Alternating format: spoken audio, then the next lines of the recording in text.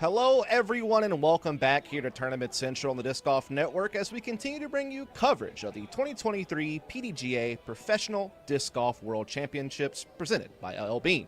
Of course, we're out at Smuggler's Knots in Jeffersonville, Vermont, the site of the 2018 Worlds and home of the annual Green Mountain Championship. My name is Dustin Murray, and I'll be your host here in the post-show. And joining me once again is none other than the disc golf guy himself, Terry Miller. Terry, I know it's getting dark over there, but this time we finished the golf up before it got that way. So I'm sure you're happy about that, as all the players are. And I think we should kick off our conversation talking about our leaders, right? I mean, that's only fair, isn't it? And we got to start with our resident Finn, Niklas Antala. Comes into this event ranked 3rd in our standings and 13th in the world on UDisc. Of course, he really made a name for himself last year, I feel like, Terry, when he came 2nd at USDGC and 4th at the European Open and had some good appearances in North America as well. This season, we saw him come 2nd at the Champions Cup and get some other top 10 and top 15s around the way. And, you know, round 1, he put himself somewhat in contention by shooting 7 under par. But today, he shoots the hot round of the day all the way up until hole 18. That bogey would slow him down, but he would still shoot 11 under par to get a share of the lead, going 100% from C1X. What are your thoughts on seeing Antala up at the top, Terry? Well, of course, the first thing you have to say is it doesn't appear that he gets rattled. He is so comfortable in the golf that he plays, and we've seen him now in the brightest lights and on the biggest stages. Like you just mentioned, the USDGC, now we're seeing him break out here at Worlds and have another solid performance. We saw him perform well last year at a number of events. And then you look at how he strung them all together. It's so imperative to start thinking about 2 days from now, to think about round 4 out here at Fox, and then when we finish up the tournament, also out here at Fox. So when you see what players are doing on a nice, beautiful day like today, what they can do to the course, you have to be thinking ahead to, wow, what is it going to take when they're trying to close out this tournament, when the championship is on the line? Niklas, a very solid back 9, and like you said, just the one mistake on 18, which can easily come out and bite any player, but a really solid performance for his time around the track here today. Yeah, well said, Terry. Joining him in the lead is going to be maybe a name people aren't familiar with these days. That's going to be Grady. Of course, his best finish this year coming into Worlds was 27th at the Preserve. He had a couple of top 15 finishes on the Pro Tour back in 2020 at DDO and Waco, but he hasn't really played much on the tour over the last few years up until this season. He shot a 6 under par on the opening day to put him in a tie for 31st place. But today, Terry, he winds up being our hot round of the day at 12 under par with just 1 bogey, and we got to catch up with him after his feat.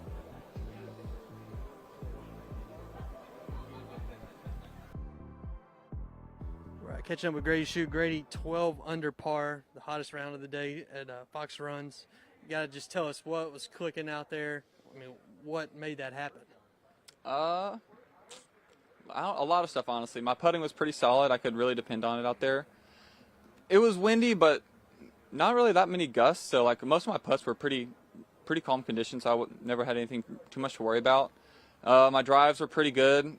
Thankfully, I didn't have to go first on a lot of tee shots because my card mates were also playing super well. So I got to follow them a lot too. Yeah, talk about that. You know, obviously we've had all kinds of weather all year. Yeah. Had it yesterday, had to play with the same card today at the same time. Did that affect you at all? I mean, teeing off late was really nice because I, had to wake up super early to finish 3 holes. But yeah, I mean, we had a great card last round and this morning and this afternoon was all great. We had a great time. All right, back to Brewster tomorrow, the last round for the MPO field in the woods. What do you need to do, and what does that do, for the field as a whole? Battling out in the woods. Yeah. I mean, switching back and forth between the courses, people are used to throwing hard, and then they got to go pretty tight, pretty technical in the woods. So I'm looking forward to it. I had a lot of good practice. We got here, I think 6 days before the event. So I'm just really leaning on my practice a lot right now. And my shots are feeling pretty good, so that's nice. Yeah, I got to ask, what does this place mean to you and your family when you got on the property this year back to Worlds? Yeah, I think it's been 3 years since the last time we played this event, but obviously Paige won here, so she's pretty great to play with. So yeah, her dad's here too, so that's pretty awesome. So we all are having a pretty good time. Nice. We had a great time today. Big jump up the leaderboard. What do you need to do over the next 3 days? maybe shoot a little bit better at Brewster. It was a little slow yesterday, and like with the darkness and having to wake up and come back to finish out. A couple of those finishing holes are pretty easy, and I was only able to get one of them. So hopefully I can settle down a little bit better for tomorrow and have a couple more opportunities. All right. Well, incredible round today, and we'll see you tomorrow. All right. Thank you so much. And those were some insights from Grady Shu, who sits in a joint lead with Nicolas Antala after 2 days. Again, shot the hot round today at 12 under par, went 8 down through the final 9 and was 100% from C1X. And Terry, I just have to ask, I mean, how crazy is it for someone like Grady Shu to be leading Worlds after 2 rounds, considering he's a guy we just haven't really seen around much recently? Well, Grady's been on the scene for a number of years, but he's taken somewhat of a back seat, not only during COVID, but then also in marrying his wife, Paige Bjerkes, now Paige Shu. And then they've been kind of splitting up their time. They have very consciously picked the individual events in which they prefer to play. And sometimes they'll both play an event, and sometimes one will play an event, and the other one will sit out while they take care of their daughter, Savannah. So it's been a very parenting-like relationship in terms of which events they're going to play and then how they go about it and they attack their season. So it's awesome to see. We've kind of seen this trend. I know there's been these conversations. Simon now with an infant, of course, Nate Sexton a few years ago, and others, Paul McBeth expecting. We're seeing this trend, and sometimes it feels like the father figures are the ones that have been coming out and taking care of business. So when he said something about getting up early, I kind of rolled my eyes thinking, yeah, you're probably used to it more than the rest of the MPO field, knowing that you have a small child. So awesome to see, as he said, the great memories as well of his wife winning Worlds here in 2018.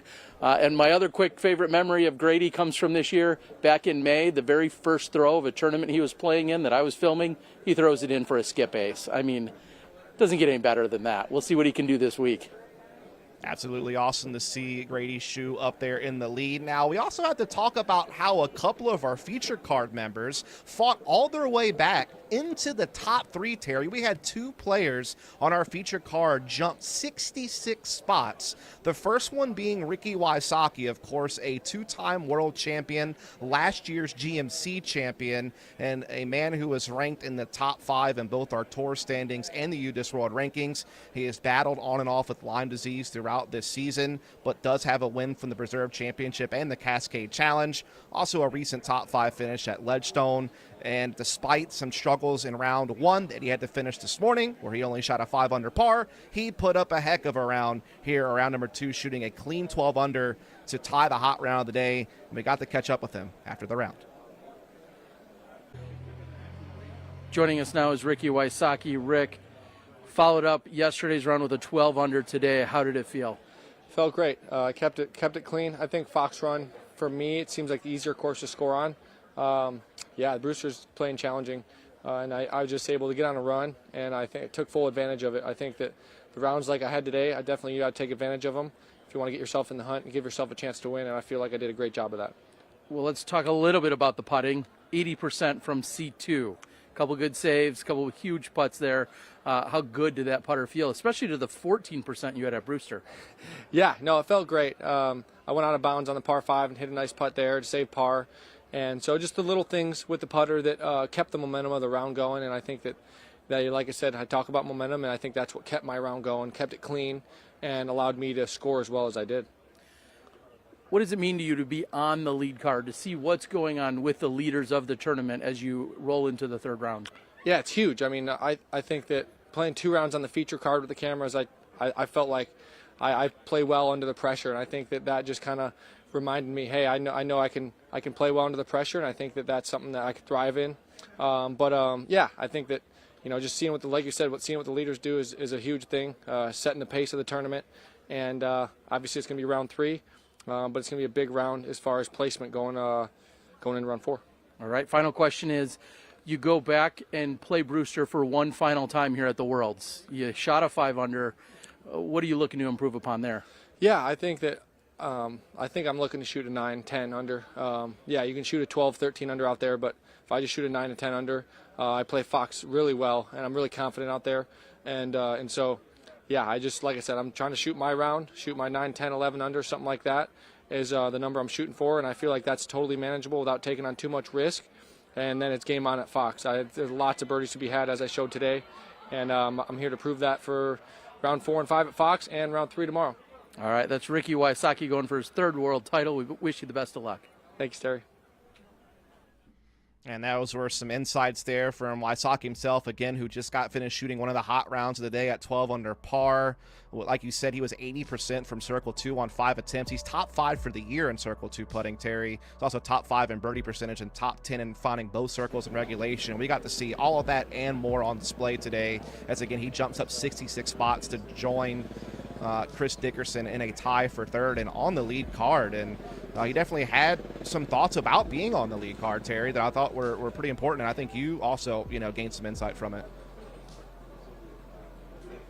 Yeah, it's so great to hear from him and as to what he's thinking. If you think about anyone to get a tattoo in disc golf, Momentum would be the tattoo that he would have to get. That'd be the only one that would be fitting. He's been saying that for years now, and he very much lives in that. He knows what it feels like to get in a flow state or blackout mode or whatever it is that he may refer to it as. And today, even though he was throwing out of bounds or had thrown out of bounds a few times, to have those Circle 2 connections to keep things rolling. One of my favorite moments was actually the putt on hole number 3, where he had a less than stellar approach, and then he reached out to his right from one knee and then cammed the putt. It was just incredible, and that was immediately when I knew, oh no, Ricky Wysocki is going to put something together today, and he went on to have a very stellar round. So great to see it from him, and I also thought it was funny that when you're talking about the scores for Brewster, he said, I'd like to shoot a 9, and then the next time he says, well, 9-10. And then by the time he finishes the interview, he says, well, 9, 10, 11. So he immediately is raising the bar for himself, even as we're having this conversation about what the scoring can be done out there at the Brewster Ridge course. So that was something that I thought to take note of, is that Ricky constantly, reconsidering and trying to improve on even his own statements throughout an interview. Awesome to see. Yeah. It is interesting to mention that scores. I want to say James Conrad had the former record on Brewster Ridge at 13 under par. That was a few years ago, but now there's a new layout. And so I imagine Clemens owns the current layouts record at 12 under par, but it seemed like the log jam was like at that 9 to 8 score line. So I feel like what you're kind of referring to and kind of what Ricky was expecting or hoping for, all kinds of lines up, but we'll have to see where he does end up when we get back to Brewster tomorrow. But joining him on that lead card and joining him in 3rd place is none other than Chris Dickerson. Of course, we know he's had a couple of slow patches this season, but did find a 3rd place at the Music City Open and a top 10 at the Blue Ridge, as well as the European Open and at Ledgestone. He's also fresh off the podium finish at D-Glow, and he is no stranger to winning a major, being our Champions Cup winner from last year, and just always a solid performer at Worlds. Had a kind of tough first round, with 7 strokes off the lead coming into round 2, but did very well, and we got to catch up with him after the round. Joining us now is Chris Dickerson. Chris, a 12 under effort to follow up the 5 under. Compare and contrast for us the two courses and how you feel like you played. I felt like I played pretty well the second round. Had to come back out here at 7:45 this morning to finish the last, 6 holes or so. Managed to get, 2 under for my morning round. And, I think I came back out in the evening and played quite a bit better than I did yesterday and this morning. And that's a very big topic of conversation, is the fact of the rhythm, the preparation, everything that goes into playing in the morning and, just 6 holes and then coming back out in the afternoon. How much would you say that really affected you? I prefer it, actually. I wish we would go back to 2 rounds a day, honestly. But I know a lot of people don't want that. They want their one and done. Last night, as you were closing out, what was the sentiment on the card in terms of the darkness? Were you one of the guys that was pushing to call it earlier, or were you happy with the time you guys played until? I was fine with it. I know one hole we got to, I don't know, it might have been hole 7. I was thinking it's kind of dark. And then we got to a different part of the course. I guess it opened up a little bit. So it wasn't too bad, no. I don't think anyone mentioned we should call it or anything like that, but we had someone come out to the card and let us know, hey, we're going to call it in about maybe 12 minutes or so. So they gave us a heads up, and that was nice. All right. Well, today you just had 2 pars on that round. which kind of maybe even surprises yourself. Holes 14 and 16. Yeah, I didn't realize. Only 2 pars. Is that all the answer I need right there? Is that you didn't even think about it? I mean, yeah, I didn't think about any pars or whatever score I was getting, like overall. It was just what score I was taking on the hole at the moment. Clearly a lot of golf left, but you find yourself on the lead card going into the 3rd round. Mm-hmm. How does that matter to you mentally as opposed to being on the top of the chase? It doesn't matter to me, honestly. One spot or the other, it's the same score, right? I'm at 17, they're at 17. It doesn't matter. Doesn't matter. Chris Dickerson going after a world title here in Vermont. Best of luck tomorrow. Thank you. Stoic as ever there is Dickerson. He shoots a 12 under par, tying that hot round, that Wysocki and Grady shoe foul, but he did so in a different way. His journey was much different. Had a couple of bogeys, didn't find his first par until hole 14, going 7 down through the back 9, Terry, and 75% from C2. So it seems like circle 2 putting was kind of the trend from some of these top players today, as maybe it often is. But he also had a very different mindset about where he was going to be at tomorrow. So, Terry, why don't you talk to me a little bit about what you saw from Dickerson today and kind of what you gained from him in that interview? Well, certainly just think about the contrast in those 2 answers. When I asked Ricky about being on the lead card, he talked about momentum. He talked about wanting to be able to see what the leaders were doing, helping set the pace, being right out in front. And Chris, doesn't matter. I'm tied with them. It doesn't matter. I'll be there anyway. It's just such a different mentality. Clearly, both of them champions of so many different events, and they get it done. And they just have a very different way of carrying themselves and their overall demeanor. And you even look back to last year, Green Mountain Championships, when Ricky throws that final tee shot inbounds and he goes raptor legging down the hill on hole 18 once that tee shot was inbounds. And Chris is just much more of a reserved guy. Win, lose, or draw, it doesn't matter. Chris just holds himself with a different composure. Not making any judgment on either style, but I did find that contrast in those answers just amazing when you heard the 2 of them and how Chris just simply doesn't care. He's here to play golf. Just tell him what hole to go to, what time, and what the course record is, right? He'll make his way there. Yeah, just 14 birdies. No real big deal in that and all. Also, he himself is very successful in GMC's history. Was second in 2022 and won GMC in 2021. So he definitely is feeling pretty at home, I imagine, out there in Jeffersonville, Vermont. But we are going to have to break to just a short little stint here. When we come back, we'll talk to you about the rest of the players who find themselves in 3rd place and make up our chase card, as well as Raven Newsom, who comes from the B pool, finding himself in 8th. We'll talk about that more at the backside of the break.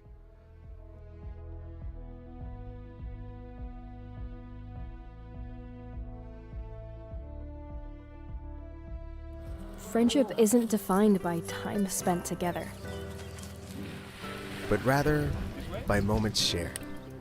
Moments that are warm, exciting, and new. When you're outfitted for all that's out there, even the ordinary becomes extraordinary. So here's to taking a moment to appreciate every moment, made outside together.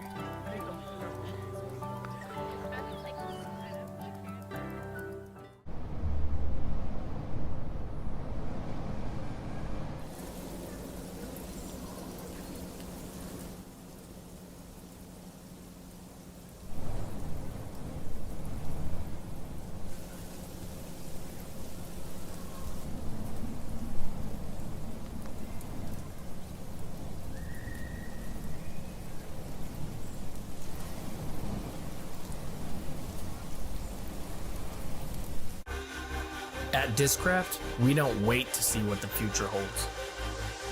We build it.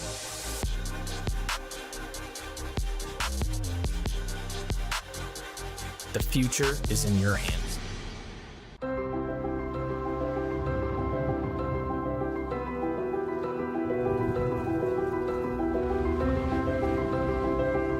We're ready when you are. Come, discover Vermont.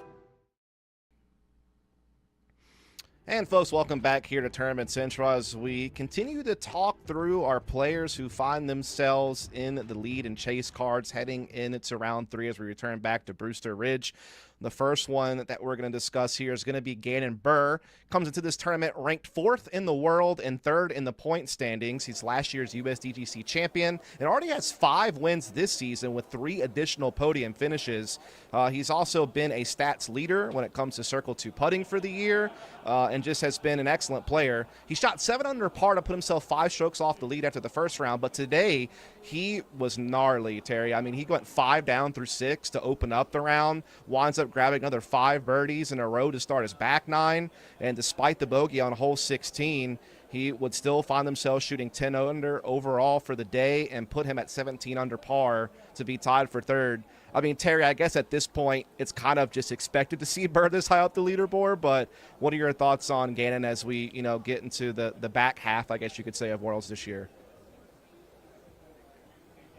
Well, and as I was looking at it and seeing that he has a great score of 10 under, I was unsure of how he did it because his stats aren't impressive. 71% C1X and then 1 for 3 from C2.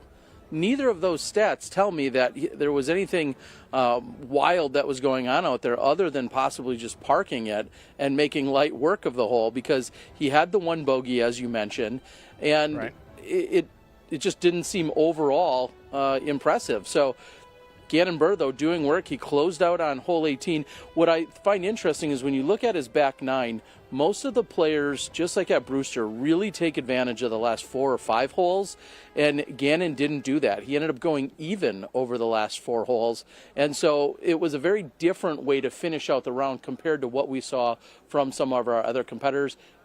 Keep in mind, hole 18, whether it's round 4 and or round 5. We've seen hole 18 crush dreams.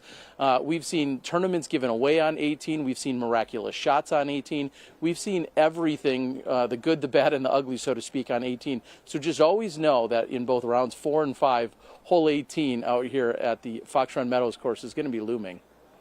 Yeah, I think the big thing for Gannon Burr, just to kind of talk a little bit more about how he got here, was the fact that he just didn't go OB. He had 1 OB throw the entire round, which was the least amount of anyone in the top 3. So definitely have to tip your hat to that. And just also that stretch of 5 birdies on holes 10 through 14. He parked 2 of them and then had some kind of circle 1 tap-ins on a couple of them as well, and really had to work hard for the birdie on hole 11 from circle 2. So did a fantastic job doing what he needed to do to put himself on the chase card. Now, of course, joining him is another young gun who's been making some noise this year, and that's, of course, Cole Redolin. He is currently ranked 7th in the world and 9th in our tour standings. Found the podium early this season at Waco. And after a few bumps in the road, he found the podium again at OTB and the Preserve, and then got his first win at Ledgestone. So definitely having some momentum coming into Worlds. We got to catch up with him after his round today. Okay, I'm joined in the post-round booth by Cole Redolin after the 2nd round of the World Championships. Cole, how did today go? It went really good. It was super windy to start. Hole 1, I just threw an absolute shank straight right out of bounds. So started the day off with a bogey, clawed back, got a nice birdie after that, and then really it was just a grind, battling the wind out there. Tried to keep the disc in bounds as much as possible. I think I took around 3 or 4 OBs on the day, maybe less than that. Yeah, it was definitely very breezy out there, and I was proud of the way my putting went out there. My putting's been a little shaky this week, but overall just trying to keep it between the lines and keep it consistent for the week. What was the goal before the round, and did you achieve that goal today? Yeah, I mean, my goal through 2 rounds out here was 15 under, and so I'm at 17 right now. I beat my goal on Brewster by 1, and I beat my goal for Fox today by 1. So feeling pretty good, hitting the game plan. I feel like I got a really good game plan for both courses. My discs and shot shapes fit really well for these holes, so I'm excited to keep going. This is a big week, and we're not even halfway through this week. How do you spend your off time, especially having met and exceeded your goals? Yeah, I mean, I don't know. I'm thinking about it a lot, but I'm also not thinking about it a lot. And I'm just trying to control the mental state. That's all you can do during this week. You know, it's a stressful week for everybody. But at the same time, I'm pretty happy with how calm I feel at the moment. And again, I've said it. I'll keep saying it again. I'm not here to be hasty about anything. So whatever's going to happen is going to happen. And I'm just thankful to be putting down some good rounds so far. All right. Well, that's Cole Redolin. He'll be here all week, folks. Thank you, Cole. Awesome. Thank you. And there are some insights from Radalin, who also finds himself in third. Again, came into Worlds with the podium finish at D-Glow, and while he's sitting on the podium for now for Worlds as well, he was in an 8-way tie for 5th place after day one, shooting 9 under par at Brewster. Just had 1 bogey on that day, and then this round, he would shoot another 8 under par, including a streak of 6 birdies in the middle of the course. Puts him at 17 overall. And Terry, it seems like Cole Radalin is a guy who just keeps growing and growing in his abilities and his experience. And he's also a kid, for me, that's very wise for his age. I don't know if you get that as well when you hear from him, but kind of what are your thoughts on Cole and his game and what to expect the rest of the Worlds from him? Yeah, and we've seen some incredible play from Cole this year, as you just recapped. And then I'll follow that up and say the maturity level is just truly off the charts. In talking to him as he took down Ledgestone and then having a podcast with him shortly thereafter, the way in which he carries himself, the way in which he speaks publicly and even privately to others, I feel like is just unmatched for the 18-year-old that's out there. And he's clearly having a good time, throwing great shots. What I would encourage anyone to do is if you get a chance to watch golf at any point this week, or any time for that matter, when Cole Radalin's in the tournament, just go watch how fluid, how smooth he is. He just makes it look so effortless, and I think that's one of the most incredible things about watching him play golf is it feels like he's just doesn't even look like he's throwing it that hard, but yet the form is just perfect. And so that's great to see from Cole Radalin. My only thought or question would be is if he's already met those goals and exceeded those goals for these first 2 rounds, will he slightly adjust? Hopefully the weather is going to maintain or even just improve throughout these next few days. Will he adjust? Will he need to adjust those goals? Or, if he says, hey, I'd love to shoot these exact same scores over these next 3 rounds and then see where the chips fall, maybe that will be his plan as well. But Cole Radalin, clearly one of the bright young superstars in our sport, and quite frankly, I'm not surprised to see him, especially with the efforts that he's been putting out over these last couple of months. Cole Radalin is firing on all cylinders at just the right time here for Worlds. Yeah, speaking on firing on all cylinders and being a young superstar, we got to talk about Anthony Barella, who also finds himself in the chase card in 3rd position. He got hot pretty quick this year with the new bag, getting some second-place finishes at Texas State's and the Music City Open. We've also seen him finish recently in the top 10 at D-Glow and the European Open, as well as the Preserve in Des Moines. This is a guy who has incredible throwing talent. Yesterday he had just 1 bogey on his way to a 10-under to have a share of second place. And then today was looking real strong. He went 6 down through 7, had kind of a little bit of a back and forth affair there in the middle of the course. And, same thing kind of happened to him on 17, but he gets the birdie on 18 to keep himself in the mix. He was 92% from C1X and 60% from Circle 2. Again, I feel it's like a similar story to Cole. It's not too shocking to see AB play this well, and he finds himself in 3rd. What are your thoughts on his chances as we get into our last 3 rounds at Worlds? Yeah, one of my favorite stats that you just mentioned, I saw that 60%. He went 3 for 5 from Circle 2, including the stepper that you saw there a moment ago. His putter, if it's on, obviously he's deadly. We talk often about the distance. You said it earlier today. He won the distance competition here at the Worlds. Distance isn't what's going to win the World Championships here this year, though. We have seen some big courses like Portland, and then courses like D-Glow, for instance, where distance is possibly at a huge advantage. Not as much out here at these 2 courses, especially not out at Brewster. So it's about Anthony Barella having a solid round tomorrow and then leaning into the openness that he'll find over at the Fox Run Meadows course. But I think he needs to get through Brewster tomorrow very clean and have another good performance, just like he did in round number 1. You don't necessarily think of him as a technical player because his distance is always the storyline, but clearly he got it done at Brewster, and as I said before, his parents are out here as well, so it'd be a little extra special for mom and dad to be watching him as he's going to be a contender here at the World Championships. Indeed, he will be 17 under par in a 5-way tie for third, just 1 stroke behind the lead of Grady Shue and Nicholas Antala. I also want to give a shout out to Raven Newsom. We didn't really have much to show because he was in the B pool, but he has fought his way to the chase card from there, just 2 strokes off the lead. So shout out to him for playing some great golf the first 2 days, and I'm sure we'll get to see more from him throughout the rest of the week now that he's on the chase card. But I also want to shout out a couple of aces here, Terry Miller. One of them is Evan Scott, who got the ace on hole 15, and another person who got an ace on hole 15 is none other than someone we're all very familiar with out in this world, and that's going to be Mr. Nate Sexton himself, as we'll roll the footage here, just throwing a beautiful forehand up the lane on 15 and skipping it right in to claim himself, I believe, a generator or something like that. Well, that's going to generate a little extra excitement for him as Sexton skips that one in. We wasn't too far from seeing that happen on our final card of the day as well. There was a solid forehand that came in by Chris Dickerson that was just a few inches short of popping in as well. So Nate Sexton closing it out very strong there on hole number 15. And we'll see what he can do throughout the rest of the weekend. But pretty awesome to see. I always say it's never too late for a birdie. I mean, obviously, it's also never too late for an ace. So congratulations to Nate Sexton, who's also spending the week up here with his family. So it's awesome to see him here. Indeed. Definitely a great day of golf. I know the day one was kind of chaotic with all the delays, but now everything's back on track, and our feature card players showed up, man. I mean, we had 2 of them battle their way back into the top 3, 66 spots jumping up the board. So definitely shout out to Ricky Wysocki and Chris Dickerson for making some big moves to get themselves back in contention, as veterans do, as well as some young guns in the mix as well. But that is going to do it from us here at Tournament Central for day number 2. We will see you bright and early in the morning for the pre-show for FPO for day 3 as we return back to Brewster Ridge to kick off the back half of our 2023 Worlds. We wish you a good evening and see you tomorrow.